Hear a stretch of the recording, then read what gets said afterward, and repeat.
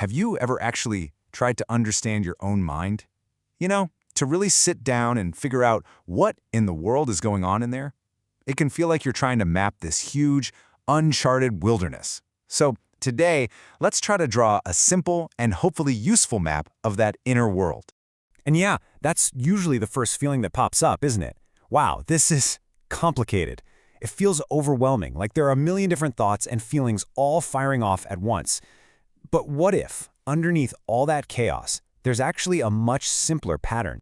So first, let's explore a perspective that's, well, a little bit difficult. It really helps explain why we so often look for comfort outside of ourselves. Okay, so there's this ancient way of looking at things that suggests the self isn't some solid, permanent thing. It's actually more like a river, just a continuous flow of natural elements.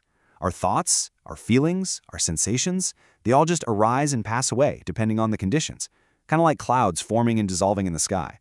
And that is exactly why this view is so hard to swallow. I mean, accepting that we're just a part of this natural, constantly changing flow can feel really unsettling, right? It's way more comfortable to look for some solid ground, some kind of refuge in things outside of us. Our jobs, our relationships, our ideas about who we are. We're always looking for something permanent to grab onto in a world that never stops moving.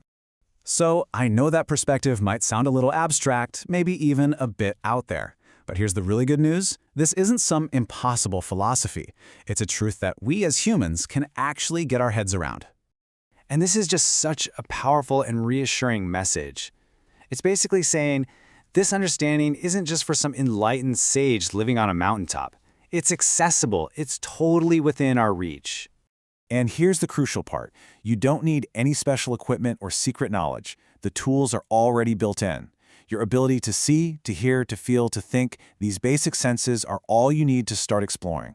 Every single one of us is already equipped for this journey. And look, this isn't about taking someone's word for it or having blind faith. You can actually find the proof for yourself, and you can do it with a really simple, direct experiment.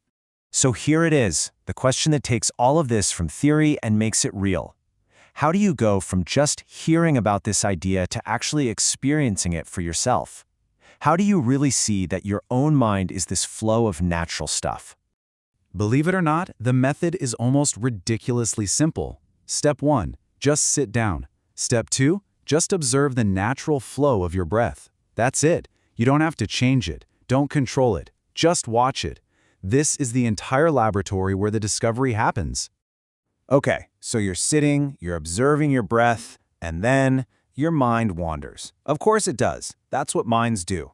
But here's the incredible insight. It doesn't just wander off randomly into the void. It actually travels to very specific, very predictable places. 4. That's the magic number. Turns out, there are only 4 fundamental destinations for a wandering mind. 4 lands that your attention will visit, over and over and over again. And here they are. Your mind can stay with the body, noticing a sensation, like your breath. It can travel to the past, replaying a memory from yesterday or 10 years ago. It can jump ahead into the future, planning your dinner or daydreaming about a vacation. Or it can land right on a feeling, noticing pleasure or pain, or just nothing in particular. That's the whole map. And just knowing the map is the first step to not getting lost. And what is truly mind-blowing about this is how universal it is. It doesn't matter if you sit for 5 minutes or if you meditate for 20 years, your mind will just keep cycling through these 4 basic states: body, past, future, and feelings. It's like the fundamental operating system of the human mind. So let me leave you with this. You don't even have to formally sit down to see this in action. The next time you're just washing the dishes, or you're in a meeting, or you're walking down the street, and you suddenly realize, oh, my mind wandered off, just pause and ask yourself, which of those 4 lands did it go to? The answer might just tell you everything you need to know.